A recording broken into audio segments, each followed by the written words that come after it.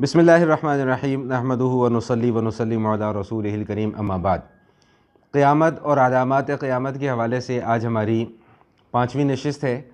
اب تک جو بنیادی طور پہ ہم گفتگو کر کے آ چکے ہیں اس میں ہم نے ان علامات کا تذکرہ پڑھا ہے جو علامات قیامت سے بہت پہلے وقوع پذیر ہو چکی ہیں، اور دوسرے نمبر پر ان علامات کا تذکرہ چل رہا ہے جو پے در پہ ظاہر ہوتی چلی جا رہی ہیں، جن کو علامات متوسطہ یا علامات صغریٰ کہا جاتا ہے۔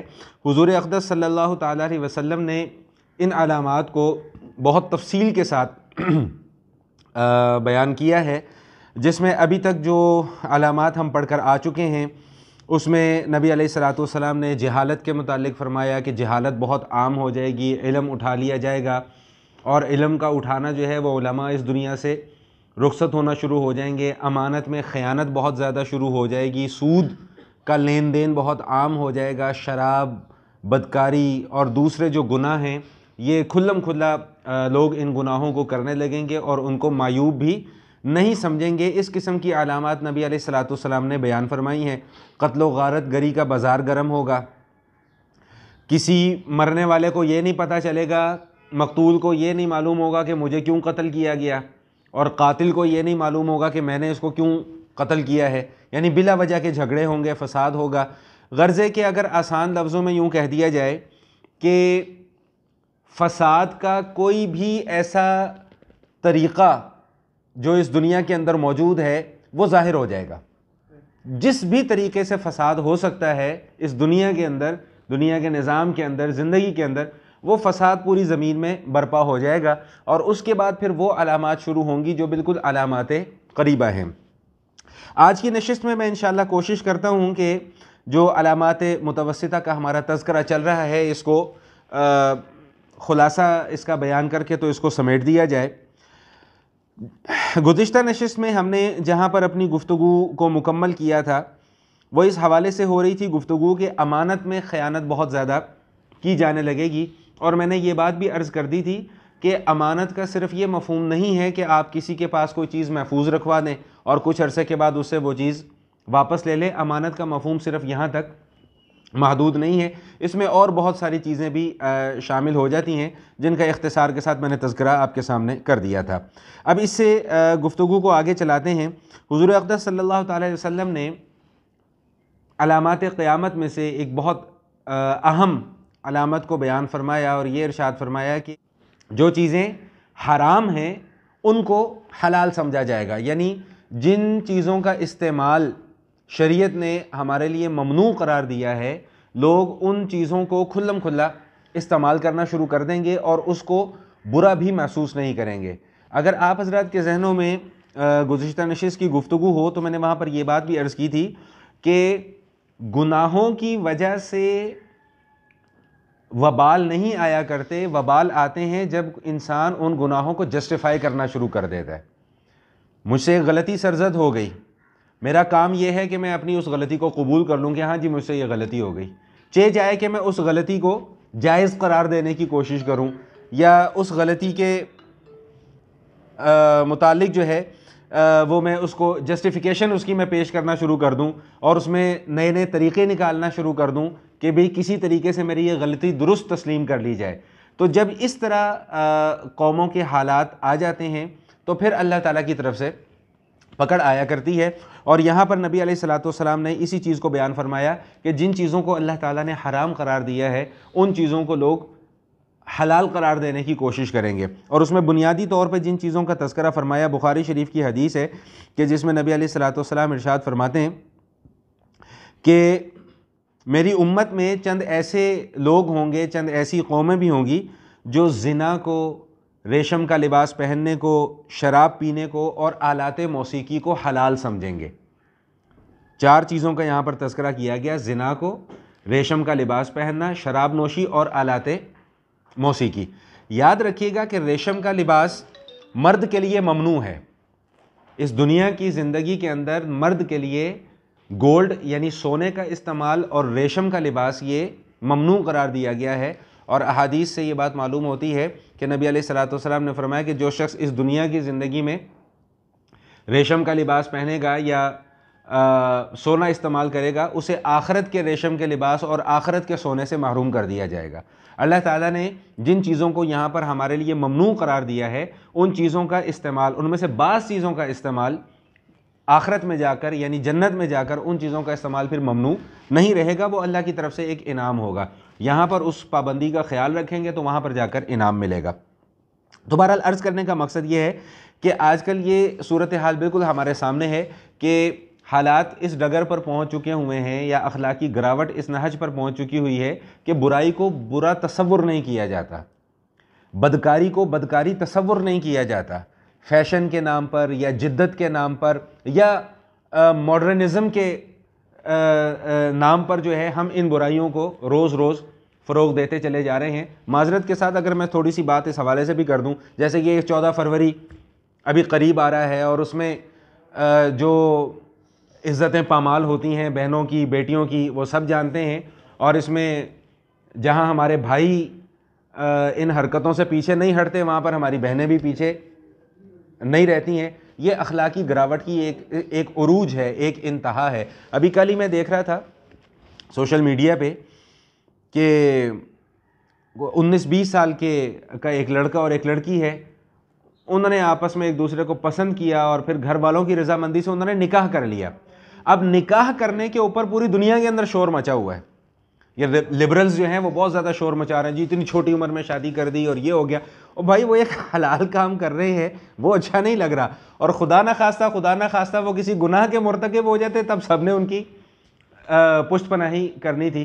تو یہ اخلاقی گراوٹ کی انتہا ہے کہ ہم غلط کو غلط نہیں کہتے اور صحیح کو صحیح نہیں سمجھتے۔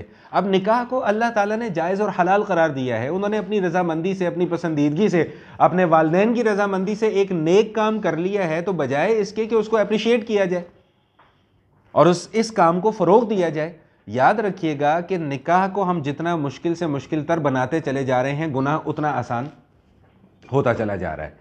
تو بہرحال عرض کرنے کا مقصد یہ تھا کہ یہاں پر یہ بیان کیا گیا کہ زنا کو، ریشم کو، شراب پینے کو اور آلات موسیقی کو لوگ حلال سمجھیں گے۔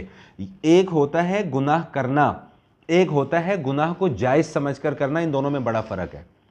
ایک آدمی گناہ کرتا ہے نا جی، گناہ کرتا ہے، لیکن وہ یہ سمجھتا ہے کہ میں یہ غلط کر رہا ہوں، تو اللہ تعالیٰ اسے توبہ کی توفیق بھی دے دیتے ہیں، کیونکہ وہ اپنی غلطی تسلیم کر رہا ہوتا ہے۔ اور ایک آدمی خدا نہ خواستہ گناہ کرتا ہے اور پھر اس کو گناہ سمجھتا بھی نہیں ہے، تو یاد رکھیے گا کہ یہ اتنا خطرناک معاملہ ہے کہ انسان کا ایمان اس کے دل سے نکل جاتا ہے، وہ دائرہ اسلام سے خارج تصور کیا جاتا ہے۔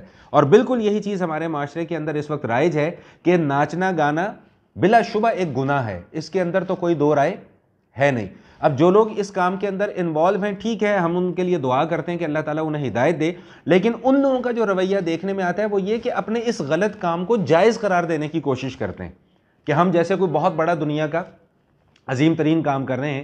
میرے پاس ایک مرتبہ کچھ نوجوان آئے اور انہوں نے یہ موسیقی کے حوالے سے مجھ سے گفتگو کرنا چاہی۔ کہتے جی قرآن اور حدیث میں کہاں لکھا ہوا ہے کہ موسیقی حرام ہے؟ میں نے کہا جی لکھا تو بہت جگہ پہ ہوا ہے، لیکن آپ کو اس طرح سمجھ میں آئے گی نہیں بات۔ میں اس کو ذرا اور طریقے سے سمجھانے کی کوشش کرتا ہوں۔ کہتے جی کہا جاتا ہے کہ موسیقی روح کی غذا ہے، نعوذ باللہ من ذالک، یہ کفریہ کلمہ ہے، یاد رکھیے گا۔ روح کی غذا اللہ کا قرآن ہے۔ روح کیا ہے؟ امر ربی ہے۔ 15ویں پارے میں آپ کیا پڑھتے ہیں؟ یسألونک عن الروح قل الروح من امر ربی، کہ روح امر ربی ہے۔ تو جس چیز کو اللہ تعالیٰ کی طرف سے بھیجا جا رہا ہے اس کی غذا وہ چیز نہیں ہو سکتی جس کو اللہ نے خود حرام قرار دیا ہو۔ سمجھ میں آ گئی بات؟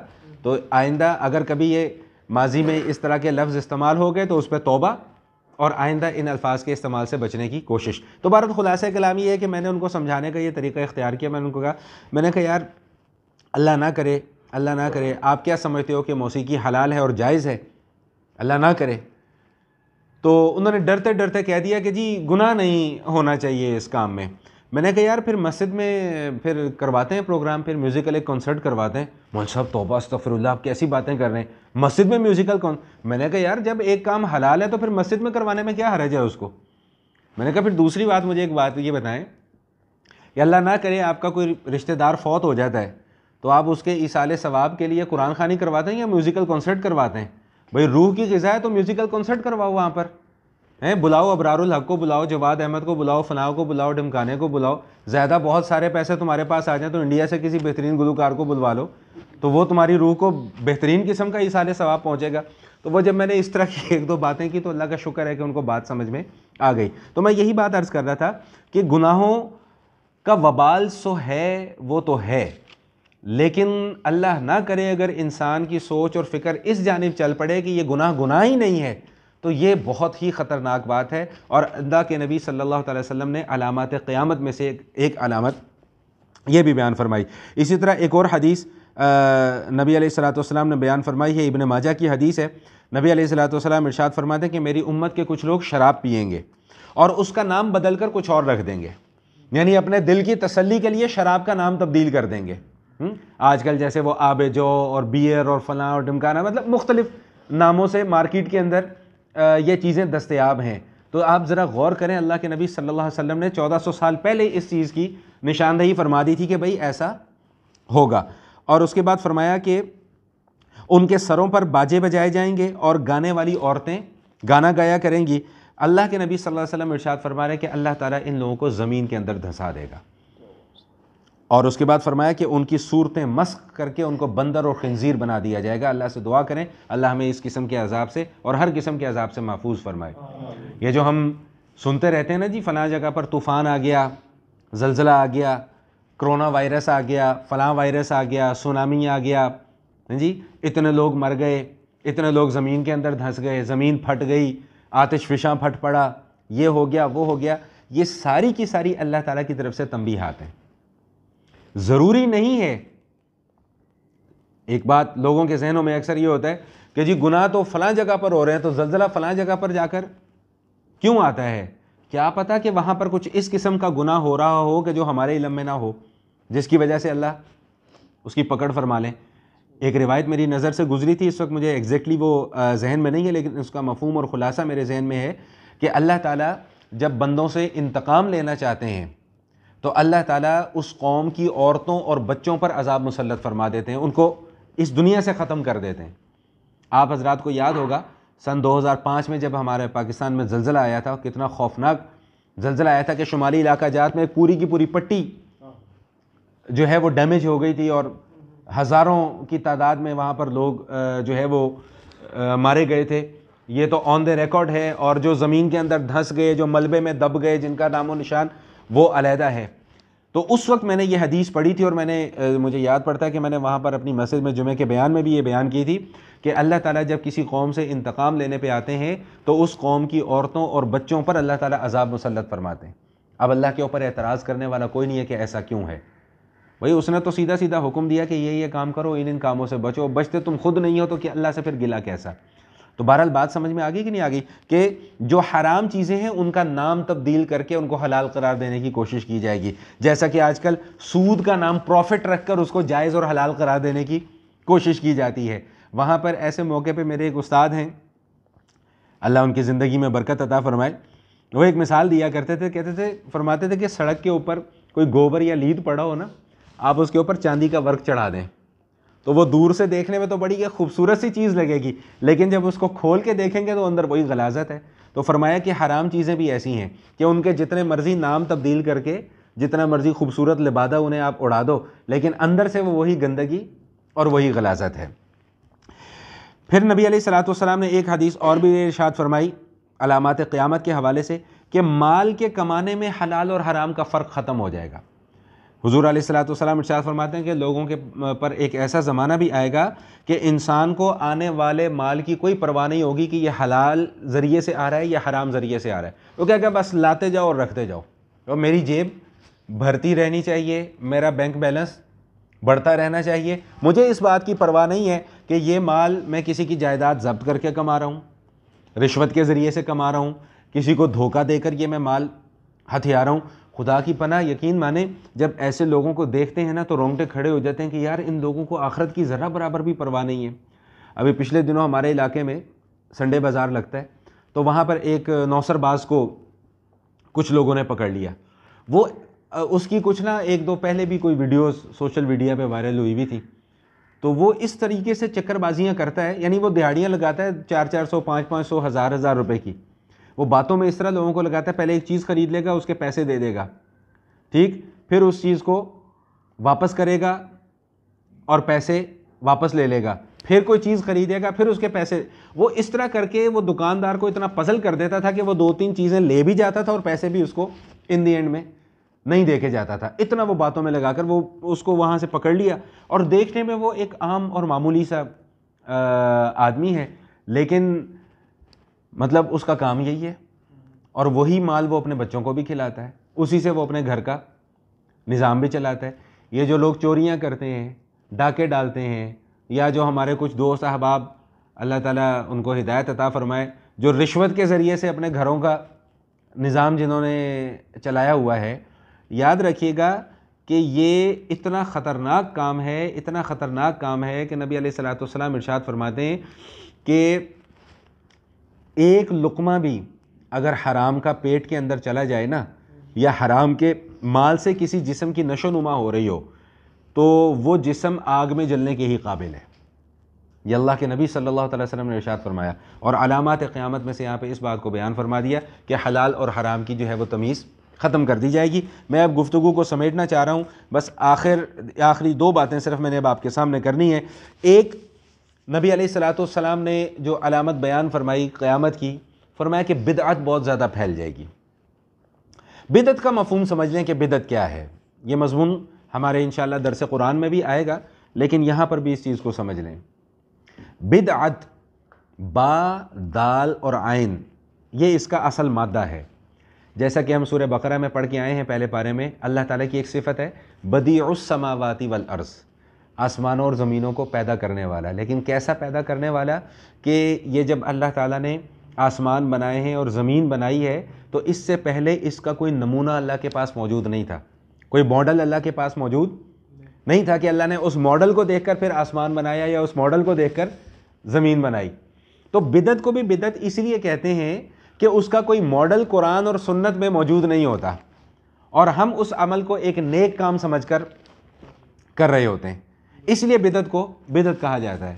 اور اس کے متعلق اتنی شدید وعید ہے، حضور علیہ الصلوۃ والسلام ارشاد فرماتے ہیں کہ من احدث فی امرنا ھذا ما لیس منہ فہو رد او کما قال، کہ جس نے ہمارے دین میں کوئی ایسی چیز ایجاد کی جو پہلے سے دین کے اندر موجود نہیں ہے تو فہو رد، وہ مردود ہے۔ اور ایک اور حدیث میں آتا ہے کہ حضور علیہ الصلوۃ والسلام ارشاد فرماتے ہیں کہ میں اپنے امتیوں کا انتظار حوض کوثر پر کر رہا ہوں گا، تو ایک جماعت آ رہی ہوگی، تو فرشتے اس جماعت کو روک لیں گے، تو نبی علیہ الصلوۃ والسلام فرمائیں گے کہ یہ میرے اپنے ہیں، ان کو آنے دو میرے پاس۔ تو فرشتے عرض کریں گے کہ یا رسول اللہ، آپ کے علم میں نہیں کہ آپ کے اس دنیا سے تشریف لے جانے کے بعد انہوں نے آپ کے دین کے اندر کیا کیا بگاڑ پیدا کر لیا، اور اس کی بہت ساری شکلیں آج ہمارے سامنے موجود ہیں۔ تو اس موقع پہ نبی علیہ الصلوۃ والسلام ارشاد فرما دیں گے کہ سحقاً سحقاً لمن غیر دینی، ان لوگوں کو مجھ سے دور کر دو جنہوں نے میرے بعد میرے دین کو بدل دیا۔ اس سے بڑی انسان کی بدنصیبی اور کیا ہو سکتی ہے کہ آخرت میں حضور علیہ الصلوۃ والسلام کے ہاتھوں حوض کوثر کا پانی نصیب نہ ہو۔ اس سے بڑی بدنصیبی کسی انسان کی کوئی نہیں ہو سکتی۔ 2 بڑے بڑے کام ہیں آخرت میں، بات تھوڑی سی لمبی ہو جائے گی لیکن بڑی دلچسپ بات ہے، اس کو سمجھ لیں۔ ایک تو یہ کہ حضور علیہ الصلوۃ والسلام کی شفاعت، اور ایک ہے حضور علیہ الصلوۃ والسلام کے ہاتھوں حوض کوثر کا پانی۔ اگر حضور علیہ الصلوۃ والسلام کی شفاعت چاہیے تو اس کے لیے ہمیں شرک سے بچنا پڑے گا، اور اگر حضور علیہ الصلوۃ والسلام کے ہاتھوں حوض کوثر کا پانی پینا چاہتے ہیں تو پھر ہمیں بدعت سے بچنا پڑے گا۔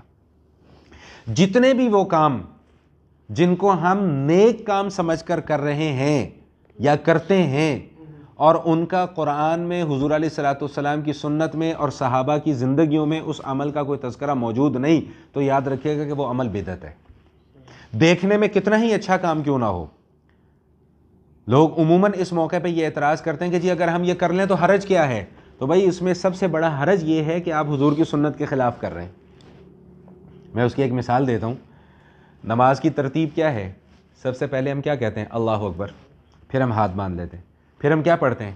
ثنا، پھر تعوذ، پھر تسمیہ، پھر فاتحہ، پھر سورت، پھر رکوع، پھر سجدہ، رکوع کی علیحدہ تسبیح، سجدے کی علیحدہ تسبیح، اور آخر میں جا کے ہم کیا پڑھتے ہیں؟ درود شریف۔ آخری رکعت میں جب ہم جا کر بیٹھتے ہیں درود شریف، اور اس کے بعد دعا۔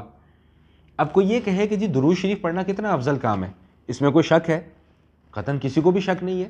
درود شریف ایسی عبادت ہے جو ہر حالت میں اللہ پاک قبول فرما لیتے ہیں. اب کوئی آدمی یہ کہے کہ جی آج میں ثنا کی جگہ بھی درود شریف ہی پڑھوں گا, سورہ فاتحہ کی جگہ بھی درود شریف ہی پڑھوں گا, ٹھیک,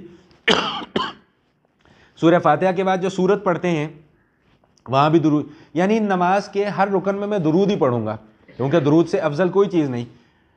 آپ آنکھیں بند کر کے اس کے اوپر فتویٰ لگا دیں گے کہ تمہاری نماز نہیں ہوئی. وہ کہے گا کیوں جی, درود شریف پڑھنا تو اتنا افضل کام ہے. تو آپ کہیں گے کہ افضل کام تو ہے, لیکن جس جگہ پر تم یہ کام کر رہے ہو اس جگہ پر نبی نے یہ کام نہیں کیا. بات سمجھ میں آئے؟ نبی علیہ الصلوۃ والسلام نے نماز میں بھی درود پاک آخر میں جا کر پڑھا, تو لہٰذا ہم بھی نماز میں آخر میں جا کے پڑھیں گے. اچھا, بعض لوگ یہ کہتے ہیں یہ حرج کیا ہے, تو میں ان کو یہ جواب دیا کرتا ہوں کہ یار فجر کی کتنی رکعتیں ہوتی ہیں؟ 4, 2 سنت اور 2 فرض. میں کہتا ہوں 6 پڑھ لیا کرو, حرج کیا ہے؟ پڑھے گا کوئی 6 رکعت فجر کی؟ نہیں پڑھے گا. ظہر کی کتنی رکعتیں ہوتی ہیں نوافل اور سنت ملا کے؟ 12. بھائی آپ 16 پڑھ لیا کرو, حرج کیا ہے؟ تو جب یہ حرج کیا ہے والا سوال ہے تو یہ سوال تو پھر ہر جگہ پر آئے گا. تو اس کا بڑا آسان سا جواب یہ ہے کہ حرج یہ ہے کہ اللہ کے نبی کی سنت نہیں ہے. اور ایک دوسری بات سمجھ لیجئے گا کہ بدعت کا تعلق مسائل کے ساتھ ہوتا ہے, وسائل کے ساتھ نہیں ہوتا. یہ اعتراض بھی لوگ کرتے ہیں, جی ٹھیک ہے پھر آپ موٹر سائیکل پہ کیوں سفر کرتے ہیں جی, پھر آپ گاڑی میں کیوں سفر کرتے ہیں, پھر آپ اے سی میں کیوں بیٹھتے ہیں, پھر آپ پنکھے میں کیوں بیٹھتے ہیں, پھر آپ قرآن پاک پڑھنے کے لیے تپائیوں کا کیوں استعمال کرتے ہیں؟ اور بھائی یہ ساری کی ساری چیزیں تو ذریعہ ہے, وسیلہ ہے, سہولت ہے, اس کو بدعت کے زمرے میں کیوں گھسیڑتے ہو؟ بدعت کا تعلق تو عبادات کے ساتھ ہے, مسائل کے ساتھ ہے, کہ آپ وہاں پر اپنی طرف سے چیزوں کے اندر اضافہ کرتے چلے جا رہے ہیں. اور بعض لوگوں نے تو حضور علیہ الصلوۃ والسلام کی محبت کے نام پر ایسے ایسے کام شروع کر دیے جو نہ کبھی خود حضور علیہ الصلوۃ والسلام نے اپنی زندگی میں کیے, نہ ان کے صحابہ نے اپنی زندگی میں کیے. حالانکہ صحابہ کی محبت تو حضور علیہ الصلوۃ والسلام سے ہم سے کئی درجے زیادہ ہے. ہم تو صرف دعویٰ کرتے ہیں, انہوں نے تو عمل کر کے دکھایا.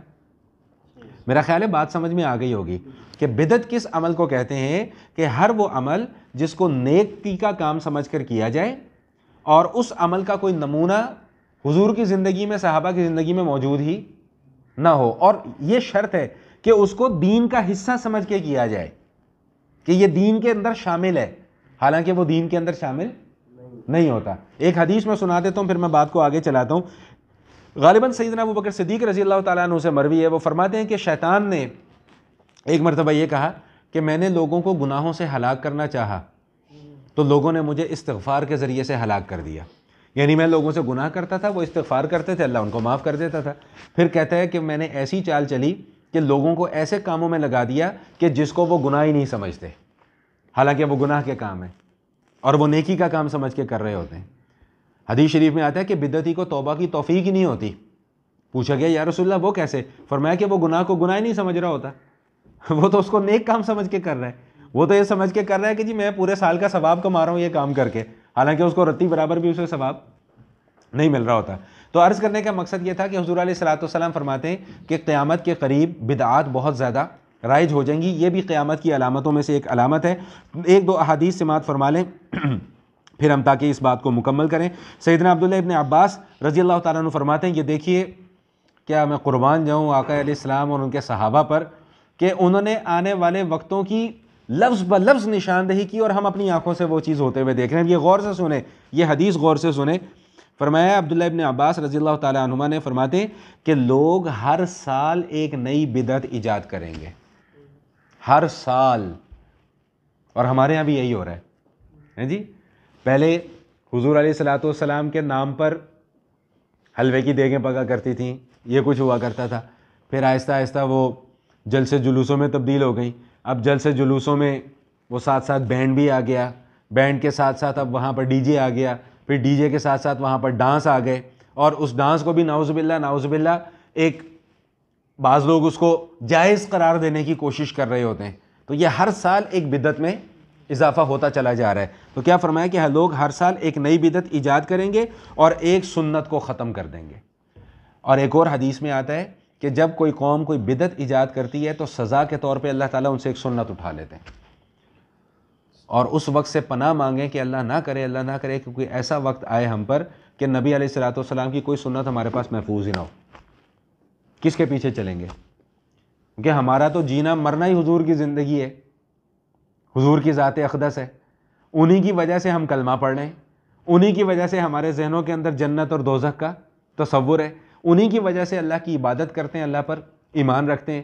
اگر حضور اقدس صلی اللہ علیہ وسلم کی ذات اقدس ہی ہم سے چھوٹ جائے تو پھر باقی پیچھے رہ کے جائے۔ ٹھیک ہے، وہ ایک علیحدہ ایشو ہے کہ ہم بہت گناہ گار ہیں، ہم بہت سیاہ کار ہیں، دنیا کا کوئی گناہ ایسا نہیں جو ہم نہ کرتے ہوں، لیکن ایک عمل ضرور ہے کہ جس سے ہم یہ امید لگا سکتے ہیں کہ اللہ شاید ہمارے اس ایک عمل کی بدولت اللہ ہمیں معاف فرما دے گا، اور وہ عمل ہے نبی علیہ الصلوۃ والسلام سے اور ان کی سنت سے، ان کے طریقے سے محبت۔ میں نے شاید پہلے بھی یہ بات عرض کی تھی کہ ہم نماز نہیں پڑھتے، وہ میرا اور میرے اللہ کا معاملہ ہے۔ کوئی میری بہن یا کوئی میری بیٹی یا کوئی میری ماں پردہ نہیں کرتی، وہ اس کا اور اس کے اللہ کا معاملہ ہے، وہ جانے اور اللہ جانے۔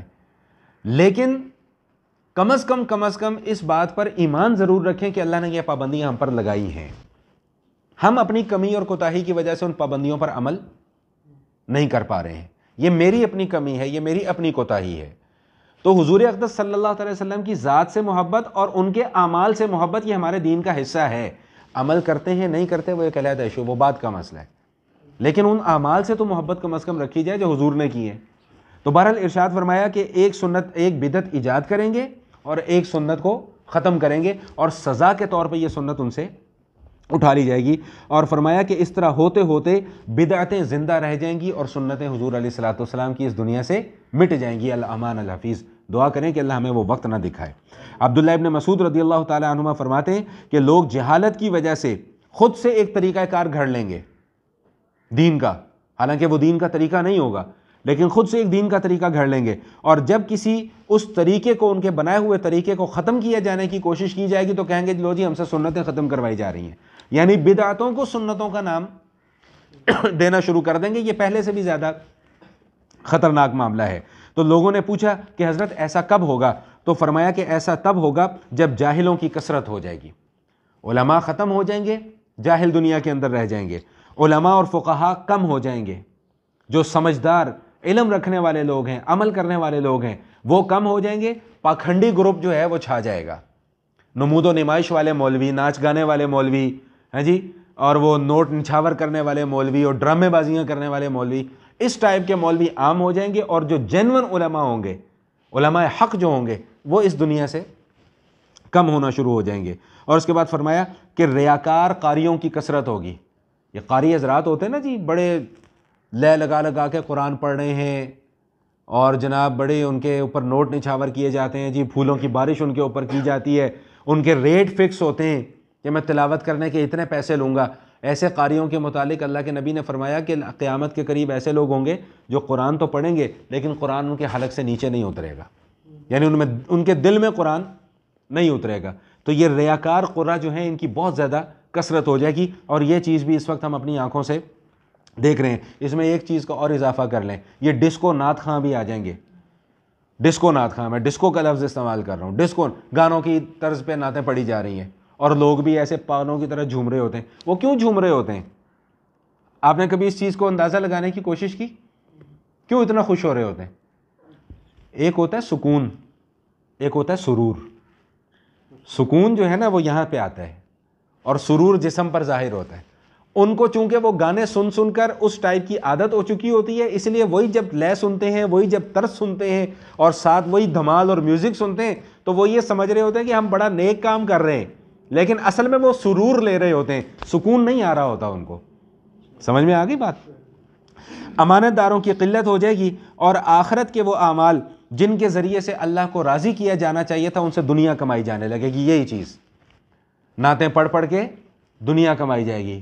مجھے کوئی بتا رہا تھا کہ یہ نعت پڑھنے والے جو ہیں یہ بدبخت ایسے ظالم لوگ ہیں، اللہ ان کا بیڑا غرق کرے، میرے منہ سے بڑی بد دعائیں نکلتی ہیں ان کے لیے، کہ یہ ایسے ظالم لوگ ہیں کہ یہ نعت اس وقت تک نہیں پڑھنے جاتے جب تک کہ پیسے ان کی جیبوں میں نہ ڈال دیے جائیں۔ یار ہم اتنے گئے گزرے ہیں، ہم اتنے بد نصیب لوگ ہیں کہ ہمیں حضور کی نعت سننے کے لیے بھی لوگوں سے ریٹ فکس کرنے پڑتے ہیں، اور بعض نعت خواں جن کا ذرا نام بڑا ہو گیا ان کے ریٹس تو لاکھوں میں چلے گئے۔ جہاز کا ٹکٹ علیحدہ، رہائش کا انتظام علیحدہ، پھر آئیں گے اور پھر نخرے کر کر کے ایک دو نعتیں پڑھ کے تو یہ جا اور وہ جا، ہم سمجھتے ہیں کہ جی ہم نے بڑا عشق رسول کما لیا۔ یاد رکھیے گا کہ رتی برابر کا بھی عشق رسول نہیں ہے، بلکہ اس سے بڑی حضور علیہ الصلوۃ والسلام کے نام پر فراڈ، اس سے بڑا دنیا کے اندر اس وقت جرم کوئی نہیں ہے کہ حضور کے نام پر لوگوں کو دھوکہ دے رہے ہیں، پاگل بنایا ہوا ہے لوگوں کو۔ تو بہرحال یہ اس وقت جب یہ سارے کام ہونا شروع ہو جائیں گے تو پھر کیا ہوگا؟ پھر بدعتیں بہت زیادہ ہونا شروع ہو جائیں گی اور سنتیں ختم ہونا شروع ہو جائیں گی۔